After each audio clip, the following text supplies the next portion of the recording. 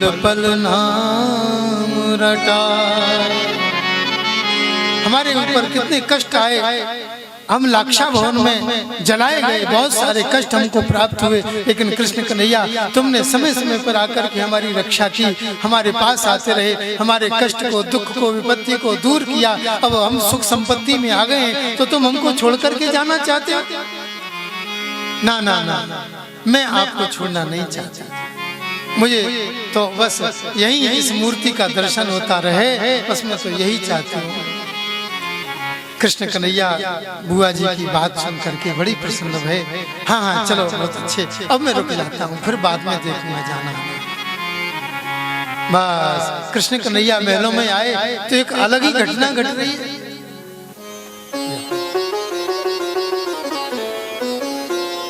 राजगद्दी पर युधिष्ठिर भैया मुंह लटकाए बैठे।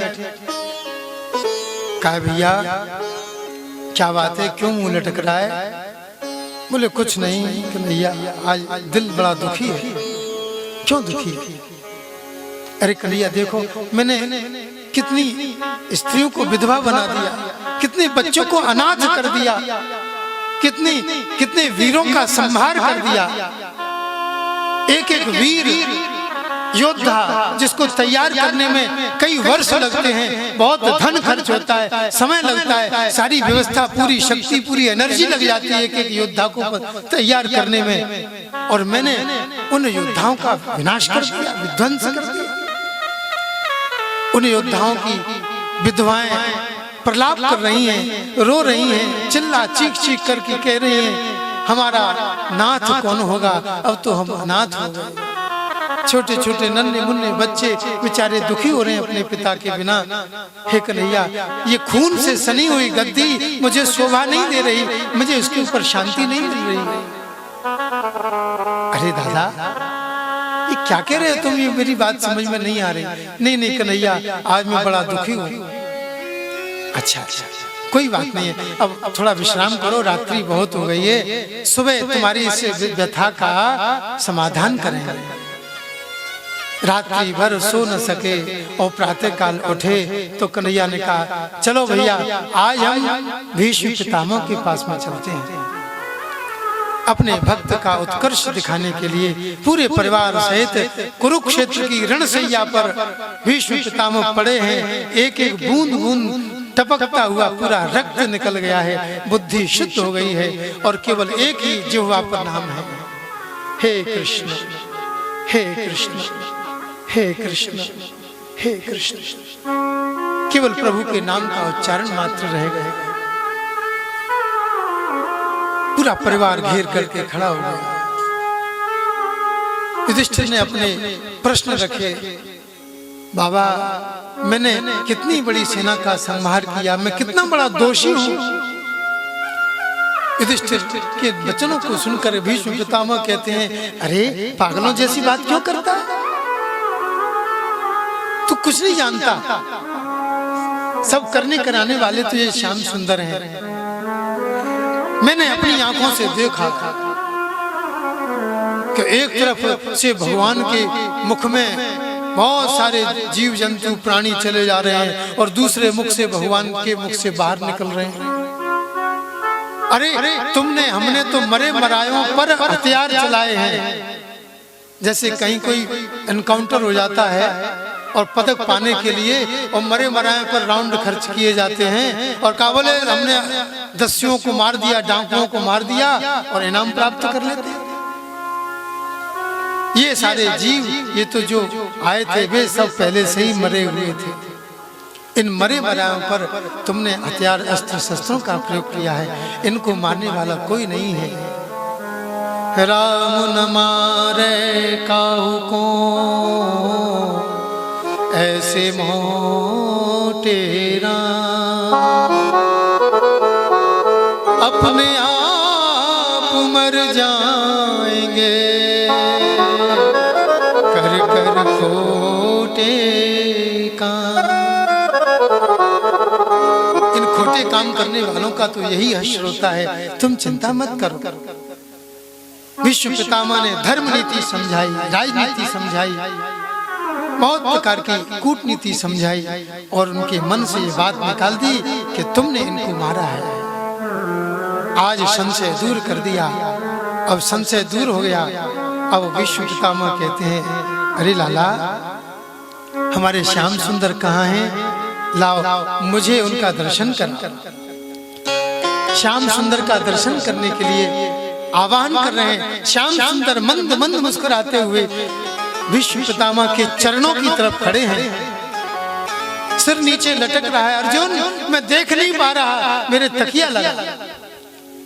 और जो लोग तकिया लेने के लिए दौड़ते दौड़ते गए, तब तक तो अर्जुन ने एक बाण यहाँ मारा, एक बाण इधर मारा, और मार करके ऐसा क्रॉस बना करके और जो गर्दन लटक रही थी उसको सीधा कर दिया और भगवान का दर्शन होने लगा।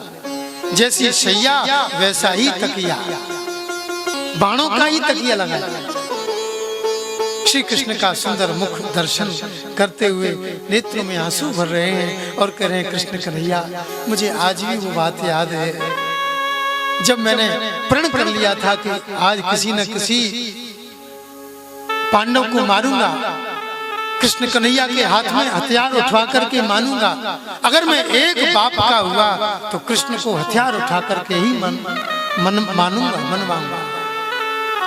और आपने भी प्रतिज्ञा की थी, बोले हम यदि एक बाप के हुए तो फिर हथियार नहीं उठाएंगे। ऐसी भगवान की प्रतिज्ञा थी।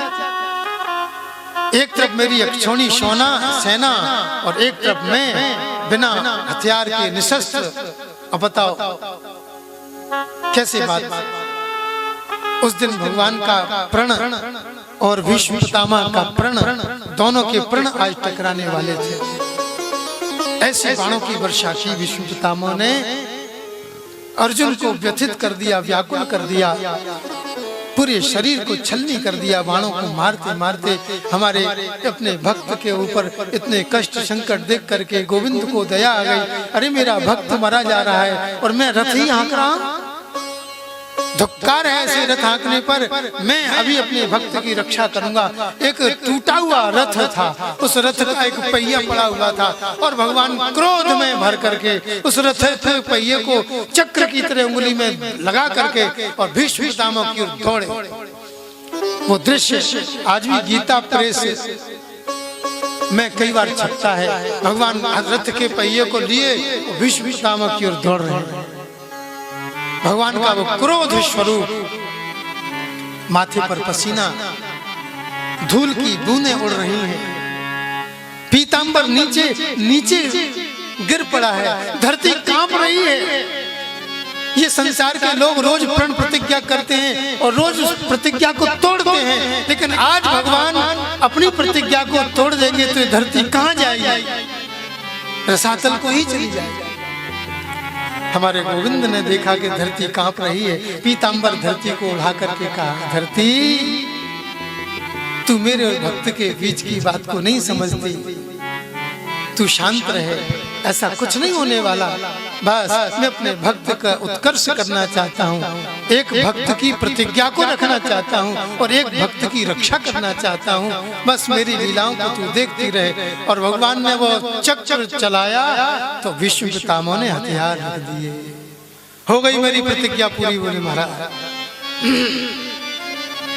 चारों तरफ सारा जो समरांगण था कुरुक्षेत्र का, वो इस प्रतिज्ञा को देखने के लिए एकटक खड़ा हो गया। रथ युद्ध बंद हो गए और भगवान की इस लीला का दर्शन कर रहे हैं। भीष्म पितामह वो उस दृश्य को याद कर रहे हैं और कह रहे हैं, वाह पटपीत की फहरान, करधर चक्र चरण धावन, नहीं बिसरत बहबान, वाह पटपीत की फहरान। वो पीतांबर फहराता हुआ भूमि पर गिर पड़ा और वो चक्र धर करके भगवान जो दौड़े हैं कैसे लग रहे हैं? मानो सिंह सैल तेनिकसो, जैसे कोई गुफा में से सिंह निकल पड़ता है, दौड़ पड़ता है अपने शिकार के ऊपर। मानो सिंह सैल तेनिकसो, महामत गज जान, बापट पीत की फैरा। हाथी को देख करके सिंह गुफा से निकल करके जो आक्रमण करता है, अटैक करता है, ऐसे भगवान ने आक्रमण किया है। सूरदास जी कहते हैं कि जिन गोपाल मेरो प्रण राख्यो, भगवान ने अपने भक्त के प्रण की रक्षा की है। जिन गोपाल मेरो प्रण राख्यो, मैट वेद की कान, सोई सूर सहाय हमारे, निकट भये हैं बापट पीत की फैरा। अरे कन्हैया, तुमने तो कहा था कि मैं एक बाप का होऊंगा तो हथियार नहीं उठाऊंगा, ये क्या कर लिया तुमने? कन्हैया ने कहा नहीं, जो एक बाप का हो अपनी लाज बचाए, हमारे बाप तो हजार हैं। इसी जन्म में देख लो, वसुदेव देव की एक मेरे माता पिता और दूसरे नंद और यशोदा हैं। जो एक बाप का हो वो अपनी लज्जा को बचाए। तुमने अपनी लज्जा बचा ली, अब हमारी चिंता मत करो। बोलो गोविंद भगवान की जय हो। विष्णु पितामह के बड़े सुंदर स्मरण को भगवान ने आज याद ताजा की। विष्णु पितामह ने पुष्पिताग्रा छंद से और भगवान की प्रार्थना की है। स्वनिगम पहाय मत प्रतिज्ञामृतमधिकर्तुम अवप्लुतो रथस्थ, धृतरथ चरणो भया चलत गुहर, हरिर्हन्तु निभं गतोत्तरीय। हमारे ठाकुर जी के चरणों में निवेदन करते हुए विष्णु पितामह कहते हैं, मेरे अब जाने का समय आ गया है प्रभु। बहुत समय व्यतीत हो गया, 6 महीना बीत गए। जब विष्णु पितामह धर्म की बात कर रहे थे तो द्रौपदी जी हंस रही थी। बेटी क्यों हंस रही है? बोले इसलिए हंस रही हूँ बोले महाराज कि वो धर्म की बात, वो धर्म की याद कहाँ चली गई जब इस द्रौपदी का चीरहरण हो रहा था। तब आपने धर्म की बात नहीं की, इसलिए मुझे हंसी आ रही है। आहा, विष्णु पितामह कहते हैं बेटी इसमें तेरा कोई दोष नहीं है, तू हंस ले, और मेरा भी कोई दोष नहीं है। क्यों? बोले जैसा खाओगे अन्न और वैसा बनेगा मन, और जैसे पियोगा पानी वैसी बनेगी वाणी। मैंने दुष्ट दुर्योधन का अन्न खाया, तो जिसका अन्न खाते हैं उसके विपरीत कोई बोल नहीं सकता, क्योंकि उसके अन्न के बोझ के तले दब जाता है वो जीव, नमक हरामी हो जाती है। मेरी बुद्धि उसके अन्न से दूषित हो गई थी। मैं धर्म जानते हुए भी उस धर्म का प्रतिपादन नहीं कर सका, लेकिन आज इस कुरुक्षेत्र में एक एक बूंद मेरा रक्त टपक गया है। उस दुर्योधन के अन्न से बने हुए रक्त को मैंने समाप्त कर दिया है। अब तो केवल प्राण मात्र बचे हैं, इसलिए आज मैंने धर्म का उपदेश किया है। हे द्रौपदी, मुझे क्षमा करना इस बात के लिए। विष्णु पितामह ने क्षमा याचना की। क्षमा भी एक बहुत बड़ा गुण है। इस धरती को क्षमा कहते हैं, एक नाम क्षमा भी है। इस भूमि पर हम मलमूत्र करते हैं, कचरा फेंकते हैं, गड्ढा करते हैं, थूकते हैं, लेकिन वो पलट करके कोई जवाब नहीं देती। वो हमको क्षमा करती रहती है। अंत समय जब आ जावे तो सबको क्षमा कर देना चाहिए। ऐसे क्षमा का गुण सबसे, क्षमा वीरस्य भूषणम, वीरों का आभूषण है क्षमा। द्रौपदी मुझे क्षमा कर देना। हे कृष्ण कन्हैया, अब मेरे जाने का समय आ गया है, बस एक मेरी विनती को सुन लो। मैं अपनी बेटी आपको देना चाहता हूँ। सारा समाज हक्का बक्का रह गया, बोले इनका तो विवाह नहीं हुआ, बेटी कहाँ से हो गई? विष्णु पितामह कहते हैं इति मति रूप कल्पिता, मेरी जो मति है वो मति ही मेरी बेटी है। हे प्रभु, इस मति को अपनी श्रीमती बना लो, बस मेरा बोझ हल्का हो जाएगा। किसी की बेटी किसी सदगृहस्थ के यहाँ पहुंच जाए, अच्छे पति को प्राप्त हो जाए, अच्छे श्रीमान की श्रीमती हो जाए तो पिता का दिल हल्का हो जाता है। मेरी मति को आप स्वीकार कर लो। अपनी मति भगवान के चरणों में अर्पित की और प्रभु का नाम लेते लेते गोविंद कृष्ण मुरारी कहते कहते अपने प्राणों का परित्याग किया। प्राण ज्योति निकल करके भगवान के चरणों में विलीन भई। बोलो भीष्म पितामह महाराज की जय हो। बस भीष्म पितामह का संस्कार हुआ है और युधिष्ठिर का राज्याभिषेक हुआ है। राज्याभिषेक इधर अर्जुन जी महाराज द्वारका में कृष्ण कन्हैया के साथ में चले गए हैं। धीरे धीरे उत्तरा का गर्भ 9 मास में पूर्ण होकर के एक बालक को जन्म दिया है। वो बालक देखते ही जन्म लेते ही चारों तरफ देखता है। ऋषि मुनियों को बुलाया युधिष्ठिर ने, बोले महाराज पधारो, मेरे बालक का जात कर्म संस्कार करो। नाम रखा। किसी समय भगवान विष्णु के द्वारा इसकी रक्षा की गई थी, इसलिए इसका नाम विष्णु रात होगा। और सबको परीक्षा की दृष्टि से देख रहा है, इसलिए इसका नाम परीक्षित होगा। बोलो परीक्षित जी महाराज की। ऐसे परीक्षित जी महाराज का जन्म हुआ और जन्म कुंडली बनाई है। ऋषियों ने, विद्वानों ने, ब्राह्मणों ने जन्म कुंडली का वर्णन किया है और कहा कि राम के समान सत्य प्रतिज्ञ होगा, शिवी के समान शरणागत वत्सल होगा, भरत के समान यज्ञ करने वाला होगा, अग्नि के समान असह्य तेजवान होगा और समुद्र के समान धीर गंभीर होगा, सिंह के समान महापराक्रमी होगा, पृथ्वी के समान क्षमावान होगा। इसमें बहुत सारे गुण होंगे, लेकिन एक अवगुण इसमें आ जाएगा जिससे पता नहीं क्या होगा इसका। महाराज क्या अवगुण आया है इसमें?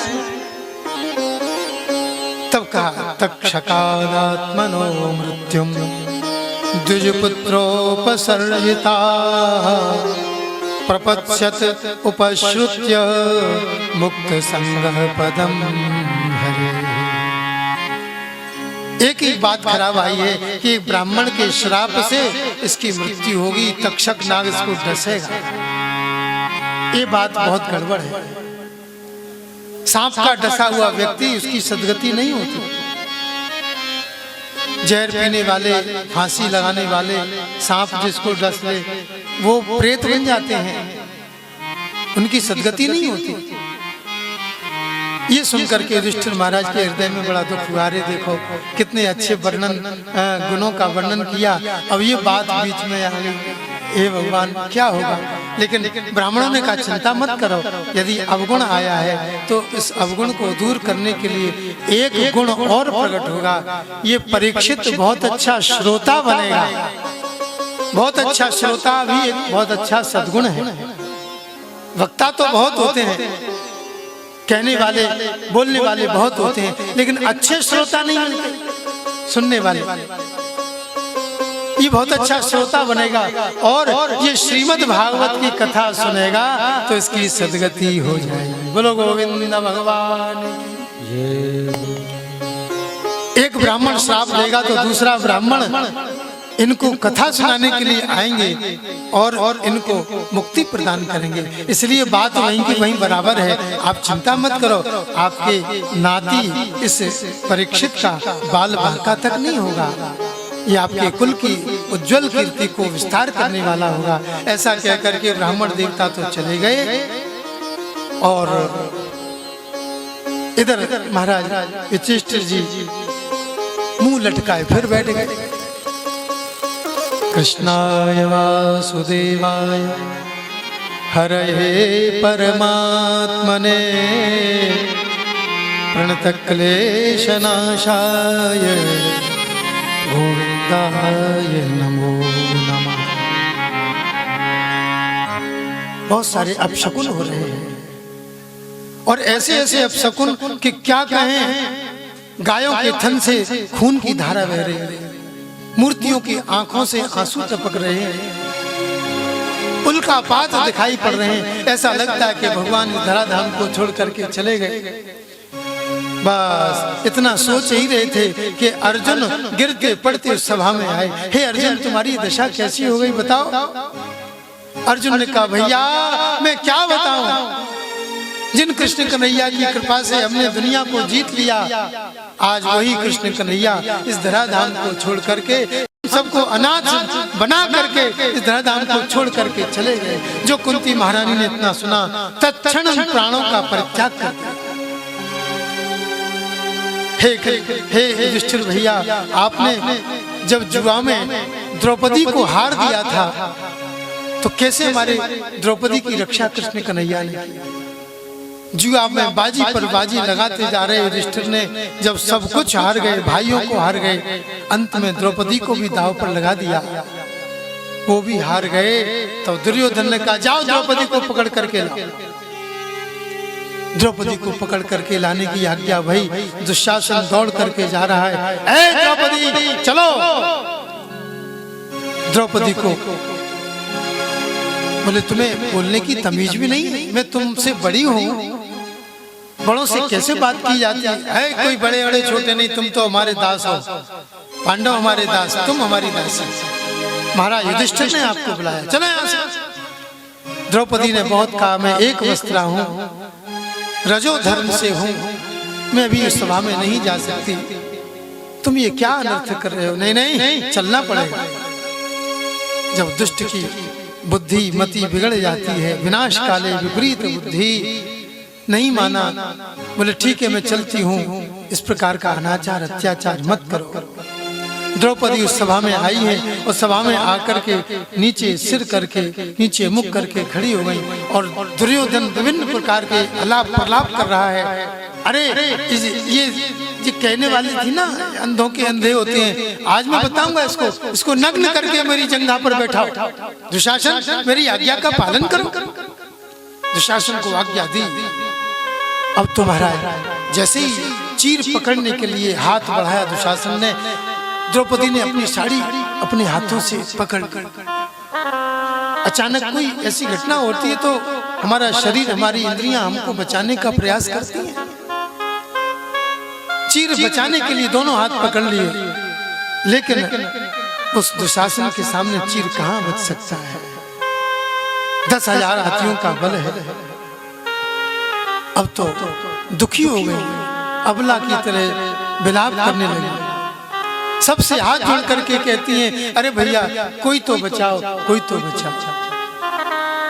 गुरुदेव बोलो, पितामह बोलो, ये तुमसे तुम्हारी बहू पूछती है।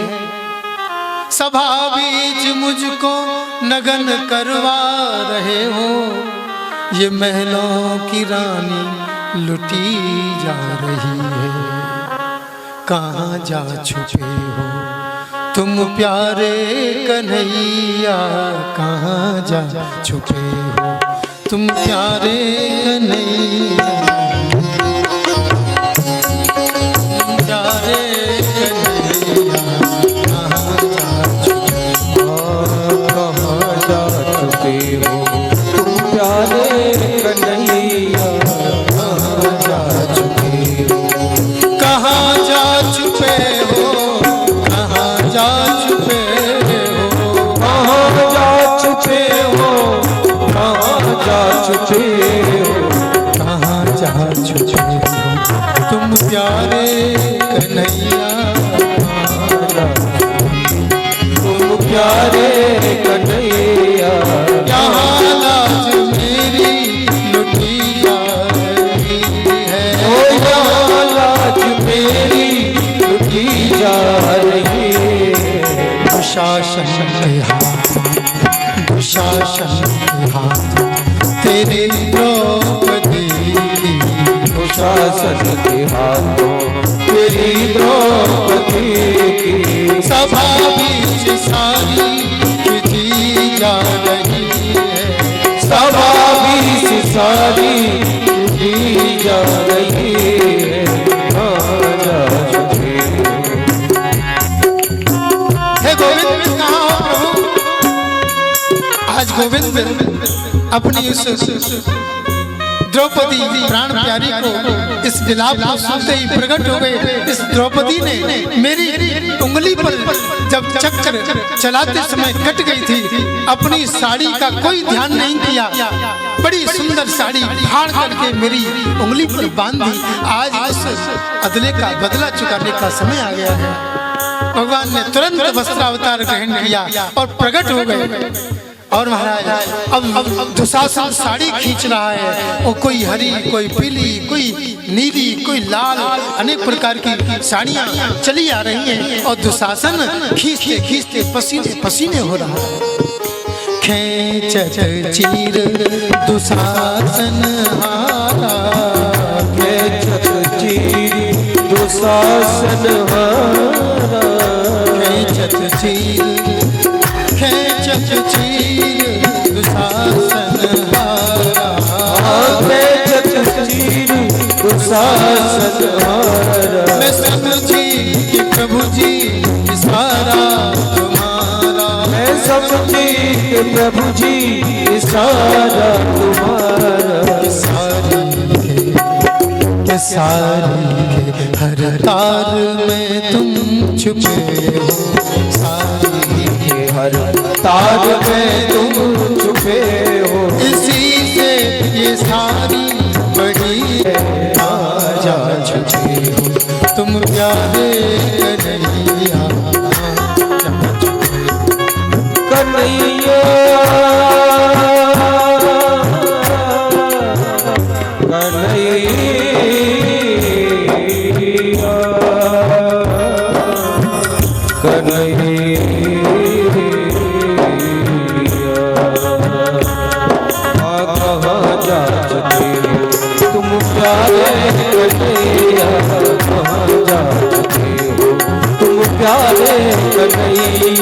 सभा बीच सारी हो, सभा बीच सारी सारी, सभा बीच सारी फिर जा रही है, जा चुकी।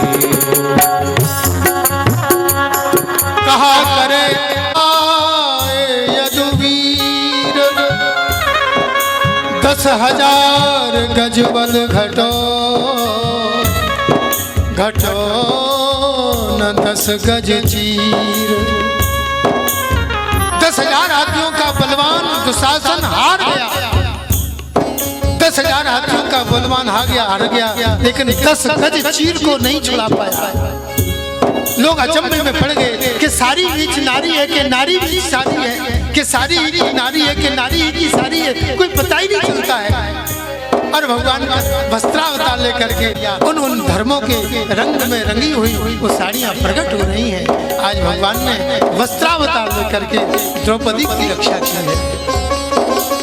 बोलो वस्त्रावतार भगवान की जय हो। अर्जुन महाराज अपने भैया युधिष्ठिर से कहते हैं, भैया कहाँ तक वर्णन करें। अरे हम जब जुए में हार गए तो शर्त ये रखी थी कि 12 वर्ष का वनवास और 1 वर्ष का अज्ञातवास। अज्ञातवास में ढूंढ लिए गए तो फिर 12 वर्ष का वनवास जाना पड़ेगा। जब 1 वर्ष के अज्ञातवास में थे तब दुर्वासा ऋषि को भेज दिया युधिष्ठिर, और दुर्वासा ऋषि 10,000 चेलाओं को लेकर के हमारे पास आ गए थे। सूर्य के द्वारा दी हुई वो बटलोई जिसमें से खूब भोजन निकल सकता है, लेकिन द्रौपदी भोजन कर लें तो फिर भोजन उसमें से नहीं निकलता। मध्याह्न का समय है, सब लोग भोजन कर चुके हैं, द्रौपदी ने भोजन करके बटलोई मांझ करके रख दी है। इतने में दुर्वासा ऋषि आ गए। दुर्वासा ऋषि अलख निरंजन, ओहो महाराज क्या बात है, आज अहो भाग्य मारी दर्शन हुए, पधारो पधारो। अरे भाई पधारेंगे और दिन का भोजन भी तुम्हारे यहाँ करेंगे। 10,000 चेला हैं हमारे, इनके लिए व्यवस्था करो, हलवाई को हलवा भोजन बनवाओ। दुर्वासा ऋषि का आदेश। युधिष्ठिर महाराज तो बिल्कुल आश्वस्त थे, बटलोई है, हलवाई की जरूरत ही नहीं पड़ेगी, जितना चाहे उतना अन्न भोजन निकल सकता है। सहदेव जाओ द्रौपदी से कहो अन्न की व्यवस्था करें। द्रौपदी के पास सूचना पहुंची, 10,000 गुरु महाराज आए, अब तो काटो खून नहीं रहा, बटलोई मांझ के रख दी गई है, अब क्या करें। द्रौपदी ने द्वारकाधीश का स्मरण किया है, चिंतन करने लगी। द्वारकाधीश द्वारका में बैठे बढ़िया सुंदर पीढ़ी बैठ के सत्यभामा से करें, अरे सत्यभामा दिन के 12 बज गए और मुझे भूख लग रही है, जल्दी से भोजन लेकर के आओ। सत्यभामा अभी लाई प्रभु अभी लाई। इतने में द्रौपदी की पुकार भगवान के पास पहुंची, हे नाथ द्वारका वारे, अब मैं हूँ शरण तुम्हारे, विपदा में घिर गए सारे, अब सुध लो मदन मुरारे। दुर्वासा आए द्वारे, संग चेला 10 हजारे, भूखे हैं विप्र हमारे, अब सुध लो मदन मुरारे। हे मदन मुरारे, ये ब्राह्मण भूखे हैं, मैंने बटलोई मान करके रख दी है, अब इनको भोजन कौन कराएगा? यदि ब्राह्मण भूखे चले गए तो हमारे गृहस्थ धर्म का नाश हो जाएगा, और दुर्वासा क्रोधी हैं, कहीं श्राप न दे दें तो हमारी तो दोनों तरफ से विनाश हमको दिखाई दे रहा है, इसलिए प्रभु आप जल्दी पधारें। इतने में सत्यभामा थाली लेकर के आई, बढ़िया रस रबड़ी रसमलाई कुरकुरे मुरमुरे भुरभुरे खट्टे मीठे कड़वे कसरे 56 प्रकार के व्यंजन। और भगवान ने कमर कसी, बांसुरी उठाई, सिर पर मोर पंख मुकुट लगाया, दारू बोले हाँ चलो जल्दी से। सत्यभामा पुकारा, अरे रुको रुको रुको, कहाँ जा रहे हो? अभी तो भूख के मारे चिल्ला रहे थे, अब चल दिए। हाँ मैं समझती हूँ किसी भक्त ने बुलाया होगा। ये दशा तभी होती है आपकी, उनके सामने अपने भोजन को भी छोड़ देते हो, हमारा भी परित्याग कर देते हो। सत्यभामा कहती रही, भगवान रथ पर सवार होकर के और सीधे पांडवों के यहाँ पर, भैया राम राम। बोले राम राम। हमारी कृष्णा कहाँ है, द्रौपदी कहाँ है? बोले भीतर बैठी है। द्रौपदी की आंखों में गंगा जमुना की धारा बह रही है और कह रही है, हे द्वारका वारे, हे मदन मुरारे। अरे द्रौपदी तुम क्यों रो रही हो भाई? अरे चुप, आंसू पहुंचो। देखो मैं अपनी थाली छोड़ करके आया हूँ, मुझे बड़ी जोर की भूख लगी है। द्रौपदी कह रही है, या भूख के मारे तुम्हें परेशान हो गई। वो 10,000 भूखे ब्राह्मण संध्या करने के लिए चले गए, वो स्नान करके लौट करके आएंगे, उनको भोजन चाहिए, और तुम आए तो तुम भी भूखे चले आए। ऐसे भूखे से क्या मतलब? आहा, इस भूख का बड़ा प्रभाव है इस संसार में। संतों मौत से भूख बड़ी, कबीरा मौत से भूख बड़ी। मौत तो एक ही बार आती है, शाम को खिलाए और सुबह फिर आन खड़ी।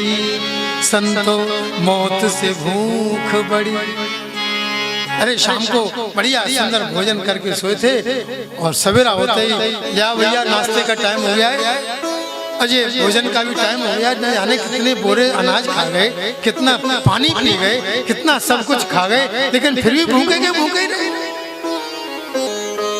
इन भूखों ने तो मुझे परेशान कर दिया, इसलिए तो आपको बुलाया है प्रभु। भगवान ने कहा, नहीं मैं कुछ नहीं जानता, मुझे पहले खाने को दो। बटलोई सरका दी, लो देख लो जाम कछू है। तो भगवान की योग माया से एक साग का पत्ता उस बटलोई में चिपका हुआ है, भगवान ने किनारे से निकाल करके मुख में रखा और जल पान किया, और जल पान करके पूरे विश्व को तृप्त कर दिया।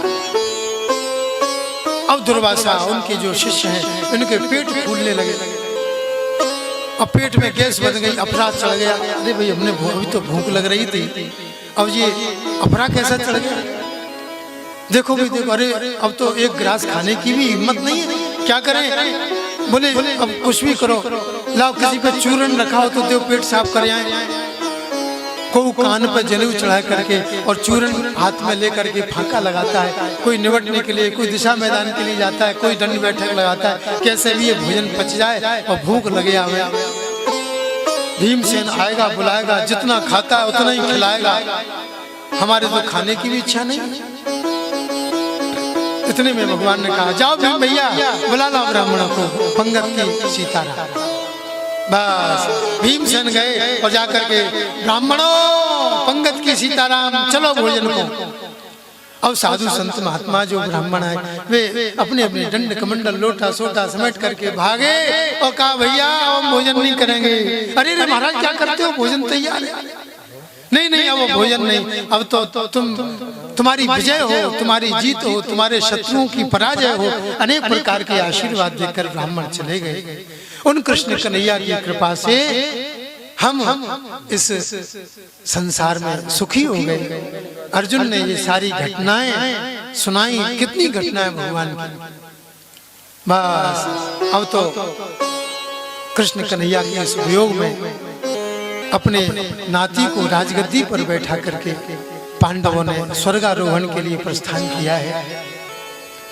और धीरे धीरे बद्रीनाथ बद्री विशाल की ओर तरफ चलते चलते स्वर्गारोहण की तरफ चलते चलते पांडव अपने शरीरों को गलाते गए। युधिष्ठिर जी सशरीर स्वर्ग की ओर प्रस्थान किए और परीक्षित जी महाराज राजगद्दी पर विराजमान हुए। बोलो गोविंद भगवान की। तो आपने श्रीमद् भागवत की रचना, श्रीमद् भागवत के वक्ता और श्रीमद् भागवत के श्रोता, इन तीन विषयों को आपने प्रारंभ से अब तक सुना। अब थोड़ी देर का विश्राम का समय है, थोड़ा विश्राम कर लें और फिर भगवान की कथा आगे कहेंगे। बोलो गोविंद भगवान की जय। श्री कृष्ण गोविंद हरे मुरारे, श्री कृष्ण गोविंद हरे मुरारे, कृष्ण गोविंद हरे मुरारे,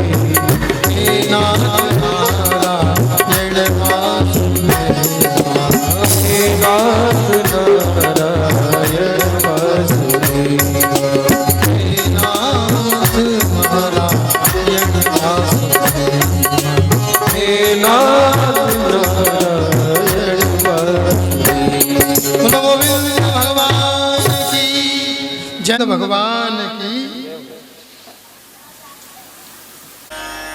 कृष्णाय वासुदेवाय हरये परमात्मने प्रणतक्लेशनाशाय गोविन्दाय नमो नमः।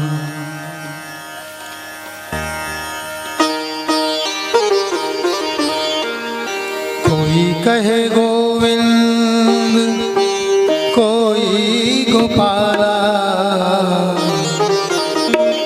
कोई कहे गोविंद, कोई गोपाला, मैं तो कहूँ सांवरिया बांसुरिया वाला, मैं तो कहूँ सांवरिया बांसुरिया वाला। कहे गोविंद, कोई गोपाला, कोई कहे गोविंद, कोई गोपाला, तो कहूँ कहूँ सांवरिया बांसुरिया वाला, मैं तो कहूँ सांवरिया बांसुरिया वाला। गोविंदा गोपाला, गोविंदा गोपाला, राधा श्याम कहा मीरा ने गिरधर, राधा ने श्याम कहा मीरा ने गिरधर, कृष्ण कृष्ण कहा कुब्जा ने नटवर, कृष्णा ने कृष्ण कहा तुम जाने नटवर, बालों ने तुमको पुकारा गोपाला, बालों ने तुमको पुकारा गोपाला, तो कहूँ कहो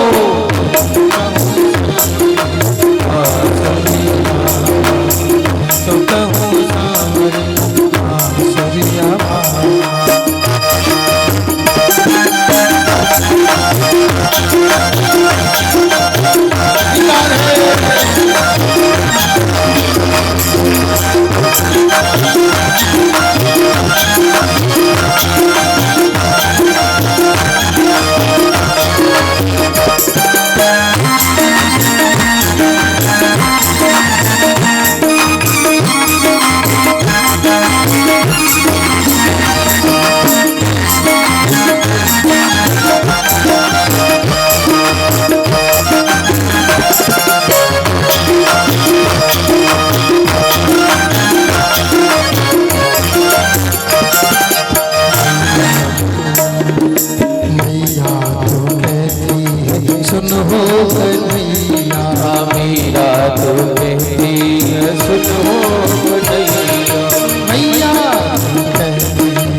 सुनो कन्हैया, मैया तो कहती है सुनो कन्हैया।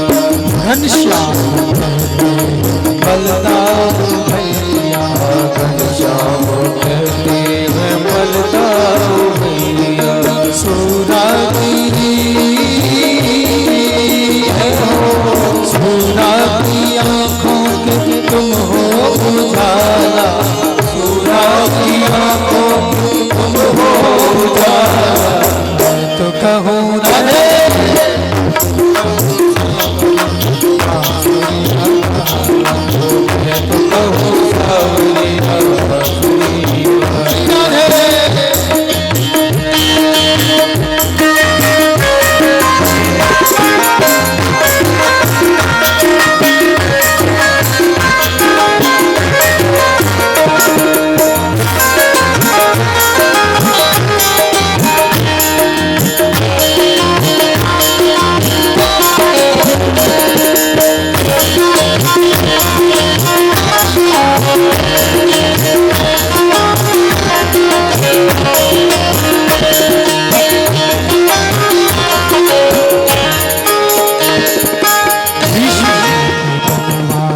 अर्जुन के मोहन भी सबके बनवारी, अर्जुन के मोहन।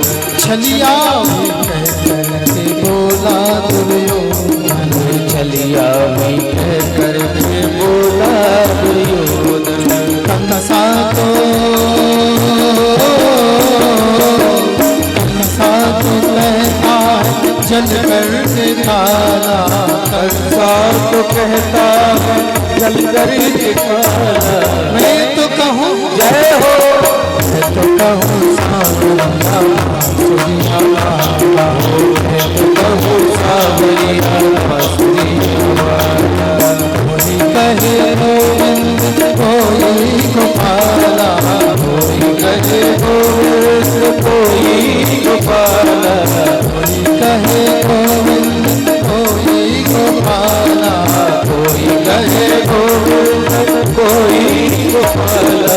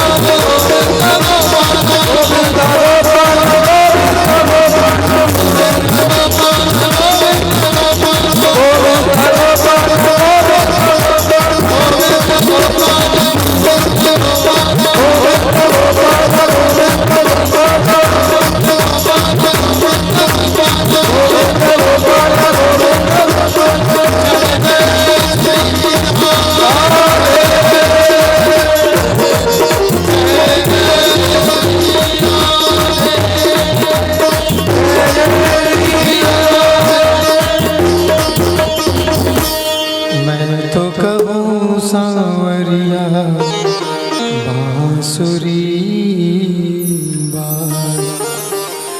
बोलो श्री वृंदावन बिहारी लाल जय हो। विश्राम में आप कथा श्रवण कर रहे थे। श्रोता, वक्ता और कथा, इन तीनों का प्राकट्य है।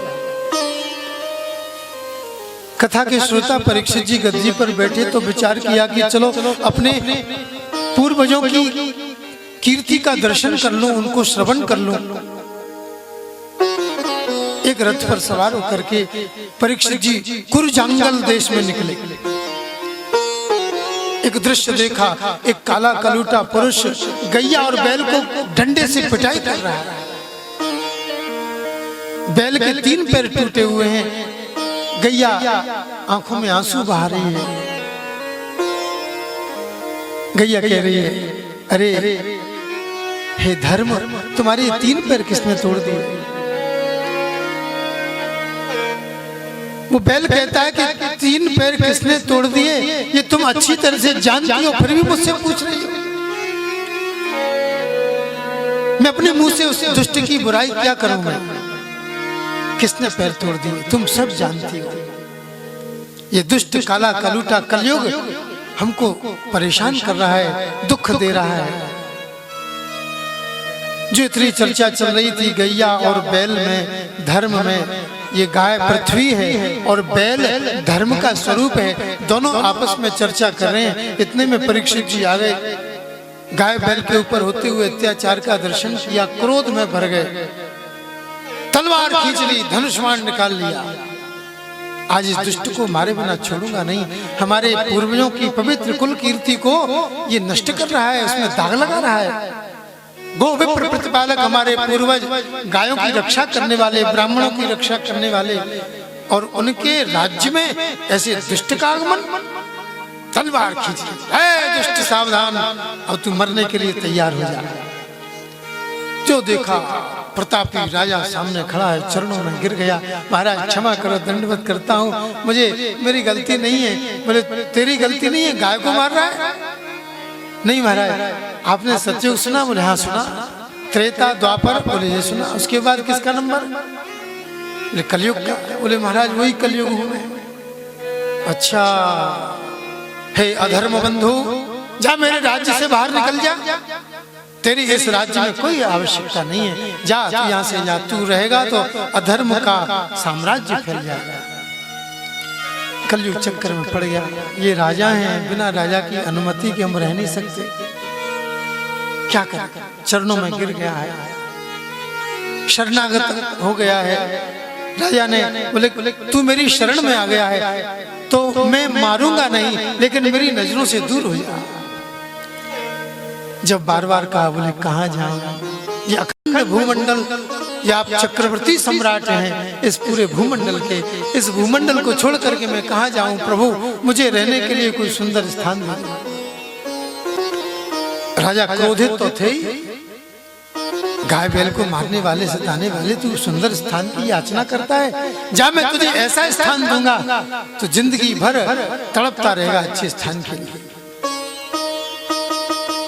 द्यूतम पानम, 4 स्थान दिए राजा ने। द्यूतम, जहां पर जुआ खेला जाता है, जहां पर मदिरापान किया जाता है, जहां पर निरीह प्राणियों का वध किया जाता है, जीव जंतुओं को मारा जाता है, कसाई खाना, जहां पर स्त्रियां अपने देह का व्यापार करती हैं, वेश्यालय, ऐसे ऐसे निंदित स्थलों का निंदित स्थान प्रदान किए। जाओ तुम निंदित जगहों पर रहो, तुम अधर्म के बंधु हो। कलयुग मन ही मन बड़ा प्रसन्न हुआ, वाह मेरे मन की जगह मुझे मिल गई।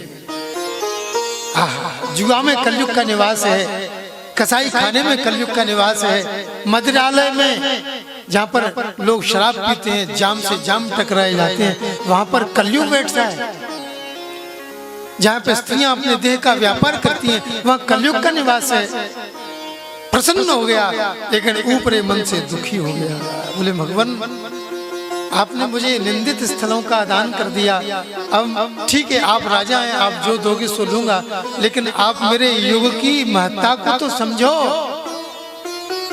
कलयुग में, कलयुग की क्या विशेषता है? कलयुग समयुग आन नहीं, जो नर कर विश्वास, गाय राम गुण गण विमल,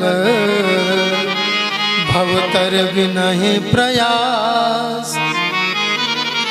कलयुग की विशेषता है कि कलयुग में कलयुग जोग न यज्ञ न ज्ञान, केवल एक आधार राम गुण गाना। कोई योग करने की आवश्यकता नहीं है, यज्ञ करने की आवश्यकता नहीं है, ज्यादा ज्ञान की भी आवश्यकता नहीं है, केवल एक आधार राम गुण गाना, भगवान के नाम का गुणगान करता रहे, उसी से पार हो जाएगा। कलयुग केवल नाम आधारा, सुमिर सुमिर नर उतरे पार। कलयुग ने अपनी विशेषताओं का बखान करना शुरू कर दिया। बड़े बड़े समाधियां लगाने की जरूरत नहीं है, केवल भगवान के नाम का उच्चारण होता रहे, कीर्तन होता रहे, बस उसको बड़े बड़े यज्ञों का फल प्राप्त हो जाएगा। सत्युग त्रेता द्वापर में जो बड़े बड़े यज्ञ किए जाते थे, हजारों वर्षों की तपस्या की जाती थी, तब कुछ थोड़ा बहुत फल मिलता था। उसमें भी किसी ने विघ्न डाल दिया तो फिर जहां से चले थे वहीं से फिर प्रारंभ करें। लेकिन कलयुग में ऐसी बात नहीं। एक बात और बताई कलयुग ने, देखिए कितने भले की बात, भलाई की बात, हमारे लिए फायदे की बात। सत्युग त्रेता द्वापर में अगर कोई किसी का मन से भी बुरा सोच लेता था तो उसका भी दंड मिलता था मन से। लेकिन कलयुग में ऐसा नहीं है, बल्कि इसके विपरीत है। अगर मन से किसी पुण्य का काम सोच लिया जाए तो उस पुण्य का फल मिल जाएगा। मनसा पुण्य होए नहीं पापा, मन का किया हुआ पुण्य लग जाएगा, लेकिन मन का किया हुआ पाप का फल नहीं भोगना पड़ेगा। ये कलयुग का प्रताप है। हमारे महेश भैया सवेरे बता रहे थे, बोले महाराज जी वैसे तो कहना नहीं चाहिए अपनी गुप्त बात, लेकिन आज परमात्मा हमारे मुख से वो गुप्त रहस्य बाहर प्रकट कर रहे हैं। बोले मैं कोई गोली दवाई नहीं खाता, केवल मन ही मन भगवान नीलकंठ का अभिषेक करता हूँ, और मन के नीलकंठ मन का जल और मन की वो जल धारा का पान चरणामृत कर लेता हूँ, चरणामृत का पान कर लेता हूँ तो मेरी सारी बीमारियां दूर है। अपना अनुभव बता रहे थे। भगवान का अभिषेक करके मन में करना नहीं कुछ भी, केवल बैठना है। हम बैठ करके नीलकंठ महादेव पर पहुंच जाओ, ऋषिकेश से ऊपर, वहां जाकर के भगवान का बढ़िया अभिषेक करो, ओम नमः शिवाय करके उनकी जो जल धारा है, चरणामृत है, उसका पान कर लो तो सारे रोगों से मुक्ति हो। मनसा पुण्य हो ही नहीं पापा, ये मानस पुण्य है। ये कलयुग की विशेषता है। राजा ने जब सुना करे कलयुग में तो बड़ी विशेषताएं हैं, तो रीझ गया और कहा, हे कलयुग तुम ये 4 जगह तो लो, लेकिन बोनस में 1 जगह और ले लो, मैं तुम्हें देता हूँ जहाँ पर बढ़िया सुंदर चमचम चमाता, चमचम चमचम चमाता हुआ वह सोना है, बढ़िया पीला पीला सा, उस सोने में तुम अपना निवास कर लो, मैं तुम्हें सोने में निवास देता हूँ। चमचमाता हुआ सोना, अब तो जो सोने में भास मिला तो बस फिर क्या था, कलयुग अंतर ध्यान होकर के राजा के मुकुट में ही विराजमान हो गया। राजा की बुद्धि भ्रष्ट कर दी। जो राजा कभी चींटी तक नहीं मारने की सोचता था, आज शिकार खेलने की सोच रहा है, और चतुरंगनी सेना लेकर के शिकार खेलने के लिए वन में, और वहां जाकर के खूब निरीह प्राणियों का वध किया है, भूख प्यास में सताया है, तो शमीक ऋषि के आश्रम में आ गया। मद में मत वाला है, कोई है क्या यहाँ पर, भूख लग रही है, प्यास लग रही है, हम यहाँ के राजा हैं, सम्राट। शमीक ऋषि ध्यान में बैठे। संत महात्माओं को क्या करना, कोई राजा वो बना रहे अपने घर का। बहुत चिल्लाए लेकिन किसी ने नहीं सुनी। अरे ये बाबा बैठा है, सुनता ही नहीं, ये ढोंगी बाबा लगता है मुझे। पास में एक मरा हुआ सांप पड़ा था, तो गले में माला की तरह लटका दिया। झूठ मूठ के बैठे होंगे तो उठ जाएंगे। ओह सांप से सब लोग डरते हैं, लेकिन उन मुनि की समाधि तो सच्ची थी। एक शिष्य देख रहा है, अरे राजा ने गले में सांप डाल दिया गुरुजी के। दौड़ा दौड़ा गया, ओ श्रृंगी भैया क्या है? बोले गुरुजी के गले में राजा ने तक्षक सांप डाल दिया।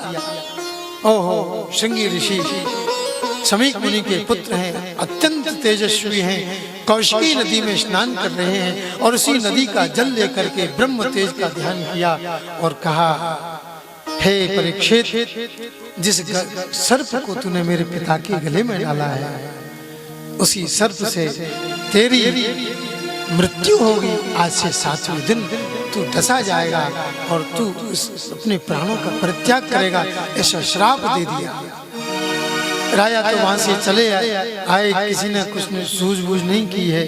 अब दौड़ करके श्रृंगी अपने पिता से लिपट करके रोने लगे।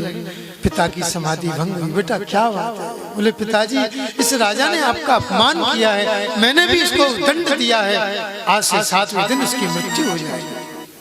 बस पिता ने गोद में से उठा के नीचे पटक दिया। दुष्ट कहेंगे, अरे राजा में अष्ट वसुओं का निवास है, ईश्वर की साक्षात प्रतिमा है, और राजा ही चला जाएगा तो अराजकता फैल जाएगी, उस अराजकता का दोष तेरे ऊपर आएगा। उस बेचारे को तो पता भी नहीं है कि उसकी आज से 7वें दिन मृत्यु होने वाली है। राजा परीक्षित महलों में जैसे पहुंचे, अपना मुकुट उतारा तो स्मृति आ गई, आज मुझसे जघन्य अपराध हो गया, मैंने ऋषि का अपमान कर दिया। हे भगवान, अब मुझे आज ही इस अपराध के लिए दंडित कर दो प्रभु, मैं दंड पाने के लिए लालायत हूं। ऐसा सोच ही रहे थे, ऋषि ने अपने एक शिष्य को भेजा, जाओ उस राजा को पता बताओ कि तुम्हें आज से 7वें दिन तुम्हारी मृत्यु होने वाली है, इसलिए कुछ उपाय कर लो, भजन कर लो, अपनी मृत्यु को सुधार लो। राजा परीक्षित को जब ज्ञात हुआ तो बड़े प्रसन्न हुए, वाह वाह वाह, मेरे इस अपराध का दंड प्रभु ने मुझे दिया है, जन्मेजय तुम राजगद्दी संभालो, बस मैं अब गंगा जी के किनारे भगवान का भजन करते करते अपने प्राणों का परित्याग करूंगा। जग में सबसे बड़ा वो प्राणी, जग में सबसे बड़ा जग में सबसे बड़ा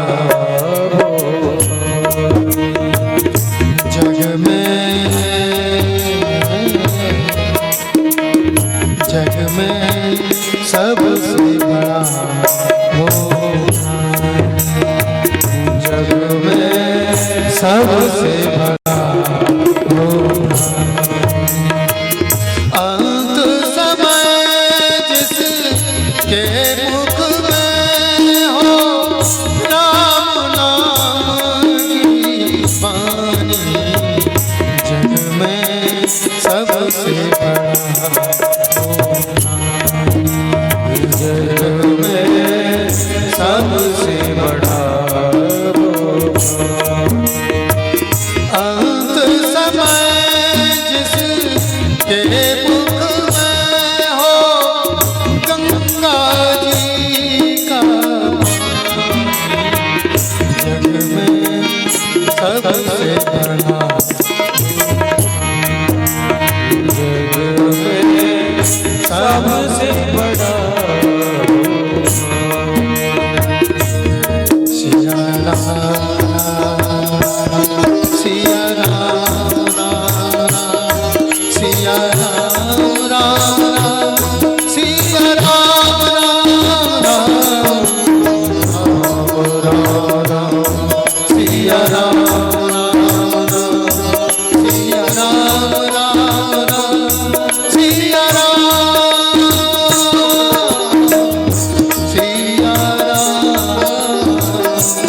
सिया परीक्षित भगवान नाम जप करते हुए गंगा जी के किनारे के चले जाते। संपूर्ण विश्व में खबर फैल गई, परीक्षित को श्राप लगा है तक्षक से डसने का। अब देखो परीक्षित क्या करेंगे। ऋषि मुनि सिद्ध गंधर्व सब मूर्तिमंत होकर के गंगा जी के किनारे शुक साल में बट वृक्ष के नीचे आकर के बैठे हैं और परीक्षित सबसे प्रश्न कर रहे हैं कि मरने वाले को क्या करना चाहिए। मेरी मृत्यु आज से 7वें दिन आने वाली है, मुझे क्या करना चाहिए।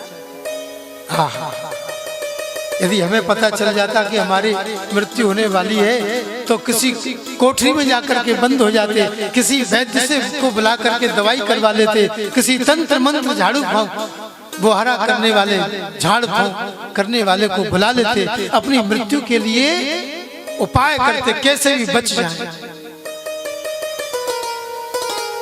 मरने वाला कोई मरने वाला कोई जिंदगी चाहता हो जैसे, जैसे कोई जिंदगी चाहता है, लेकिन आज परीक्षित उस जिंदगी का परित्याग करके उस अपने जीवन को सफल बनाने के लिए गंगा जी के किनारे पर आए हैं। सबसे पूछ रहे हैं, बोले मेरी मृत्यु होने वाली है, मैं क्या करूं, मेरे लिए क्या उपाय है? कोई कहता है जप करो, कोई कहता है भंडारे करवाओ, कोई कहता है ध्यान योग का, ज्ञान योग का सहारा लो, कोई कहता है कीर्तन करो, कोई कुछ कोई कुछ कोई कुछ, सब अपनी अपनी बातों को कहते हैं। इतने में श्री सुखदेव जी महाराज चले आ रहे हैं। नंग धड़ंग 16 वर्ष की सुंदर आयु है, घुंघराले बाल हैं, बिल्कुल सुंदर शुक्र की जैसी नाक है, अवधूत वेश में लंगोटी लगी हुई है। कोई फूल फेंक रहा है, कोई धूल फेंक रहा है, कोई सम्मान कर रहा है, कोई अपमान कर रहा है, किसी का कोई ध्यान नहीं दे रहे। बस हरिश शरणम हरिश शरणम भागवत के श्लोकों का गान करते हुए श्री सुखदेव जी महाराज चले आए। बोलो सुखदेव जी महाराज की जय हो। आकर के जैसे पूरी सभा उठ करके खड़ी हुई, व्यास, शांडिल्य, पराशर, बड़े बड़े ऋषि मुनि उस सभा में आकर के विराजमान हैं। सारी सभा उठ करके खड़ी हो गई है और खड़े होकर के सुखदेव जी महाराज का स्वागत सत्कार कर रहे हैं। स्वागत जी महाराज स्वागत कर रहे हैं सुखदेव जी महाराज का। और सुखदेव जी ऊंचे आसन पर बैठे हैं, अर्घ पाद से पूजन किया परीक्षित ने, और वही प्रश्न कर दिया, मरने वाले को क्या करना चाहिए? म्रियमानस्य, म्रियमान पुरुष के लिए क्या धर्म है, क्या कर्तव्य है, सो बताइए। सुखदेव जी ने कहा, अरे राजन, मरने वाले को क्या करना चाहिए, ऐसा प्रश्न आज पहली बार हमने सुना। नहीं तो लोग ये कहते हैं, बोले मैं मरने वाला हूं, मुझे बचा लो, मेरी दवाई कराओ, मेरी व्यवस्था करो, मुझे मेरी रक्षा करो। तुम एक पहले व्यक्ति हो जो अपनी सदगति की इच्छा कर रहे हो। अरे राजन, तुम्हें तो 7 दिन मिले। राजा खट्वांग ने तो 2 घड़ी में अपनी मुक्ति कर ली थी, अपनी सदगति प्राप्त कर ली, और तुम तो 7 दिन। अरे क्या कहना, भगवान का कीर्तन करो, भजन करो, स्मरण करो, क्या नहीं करना चाहिए, सब कुछ भगवान से संबंधित जो कुछ करना है सो सब करो। अंत समय प्रभु की याद रहेगी, भगवान की वाणी मुख पर रहेगी, तो निश्चित रूप से तुम्हारी सदगति हो जाएगी। जो तुम्हें दिखाई दे रहा है वो सब भगवान ही तो है। ये वन पर्वत नदी पहाड़ तालाब समुद्र, ये सब भगवान का ही तो स्वरूप है। सिया राम मैं सब जग जानी, सिया राम मैं सब जग जानी, सिया राम मैं सब जग जानी, सिया राम मैं सब जग जानी, करम प्रणाम जोग जुग पानी, करम प्रणाम जोग जुग पानी। हे परीक्षित, जो तुम्हें दिखाई दे रहा है, अतल वितल सुतल तलातल सातल महातल पाताल, भूत लोक लोहर लोक स्वर लोक मार लोक जन लोक तप लोक सत्य लोक, ये प्रभु ही तो हैं, दूसरा कोई नहीं। पाताल में तस्य हि पादमूलम पठन्ति पार्ष्णि प्रपदे रसातलम, महातलम विश्वसजोथ गुल्फौ तलातलम वै पुरुषस्य जंघे। जो संपूर्ण विश्व दिखाई दे रहा है वो सब भगवान ही तो हैं। ब्राह्मण भगवान के मुख हैं, क्षत्रिय भुजाएं हैं, वैश्य उदर है, शूद्र पैर हैं, चंद्र सूर्य ग्रह नक्षत्र तारा समुद्र द्वीप पर्वत पशु पक्षी कीट पतंग सब भगवान के शरीर के अवयव हैं, सब कुछ वही तो है। ऐसी दृष्टि सुखदेव जी ने राजा परीक्षित को प्रदान की। सब में भगवान का दर्शन करा। सब में भगवान का दर्शन करना ये कोई मामूली बात नहीं है। अरे कण कण में है झांकी भगवान की,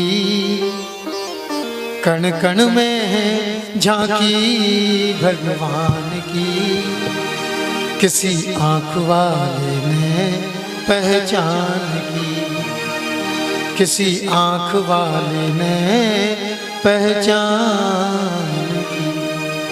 कण कण में ठाकुर जी विराज रहे हैं, लेकिन कोई विरला आंख वाला उस झांकी का दर्शन करता है, सब नहीं करते।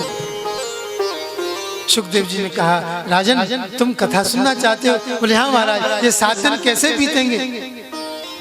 इन 7 दिनों को व्यतीत करने के लिए भगवान के सुंदर गुणानुवादों को श्रवण करना चाहता हूँ।